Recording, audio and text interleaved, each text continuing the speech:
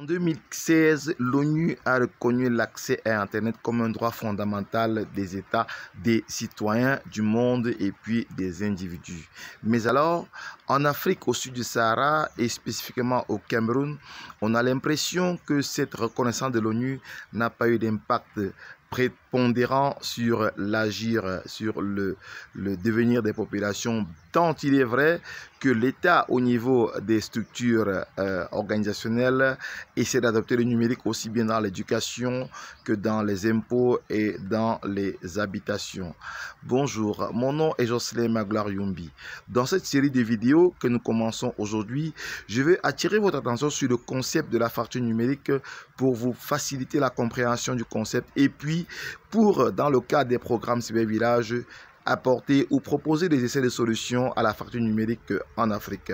Rappelons-le, les problèmes du numérique sont généralisés en Afrique. Donc, les cas de fracture numérique au Togo, au Bénin, au Cameroun, en Côte d'Ivoire peuvent être dupliqués dans les autres pays africains. Alors, dans cette série de vidéos, nous allons essayer, dans la limite de nos possibilités, les experts de TIC Africa Cyber Village, de vous éclairer sur les notions de fracture numérique. Et rappelons-le tout de suite, la fracture numérique englobe deux grands aspects du numérique, c'est-à-dire dans les usages, d'abord dans le matériel.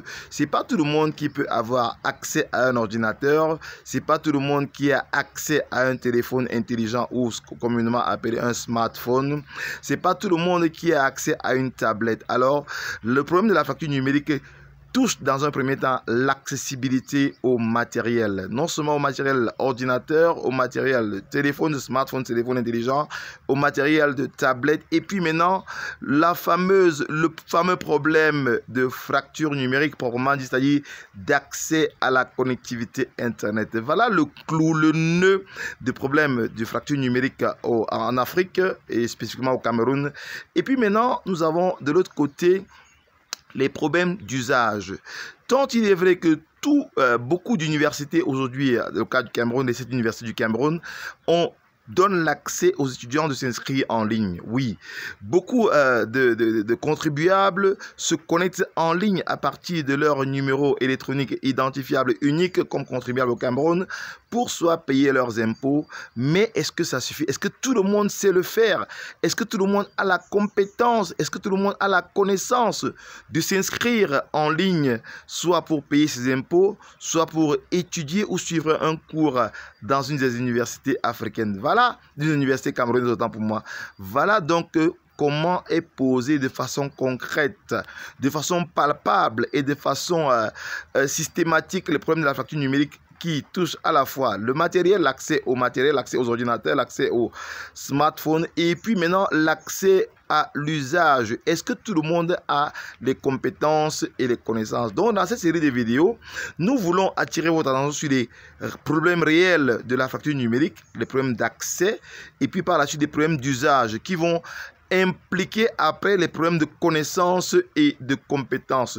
Et maintenant, par la suite, nous allons proposer des solutions que nous avons testées et éprouvées dans le contexte du Cameroun qui sont duplicables, qui sont scalables partout ailleurs en Afrique. C'est dans le cadre des programmes de vulgarisation et de promotion du numérique de Cybervillage que nous faisons ce travail, qui est un travail exaltant pour nous, qui est un travail noble pour nous et dont nous continuons à pouvoir vraiment poser notre pierre pour l'édification d'une jeunesse africaine d'une jeunesse africaine vraiment debout, d'une jeunesse africaine qui ne se contente pas de pleurer, mais cette jeunesse qui se contente de trouver des solutions à ces problèmes. Certes, les problèmes d'emploi sont prépondérants en Afrique, les problèmes d'immigration clandestine, mais avec le numérique, il est possible de pouvoir canaliser la jeunesse africaine et c'est notre grand challenge. Alors, dans les vidéos suivantes, vous allez continuer à avoir des problèmes.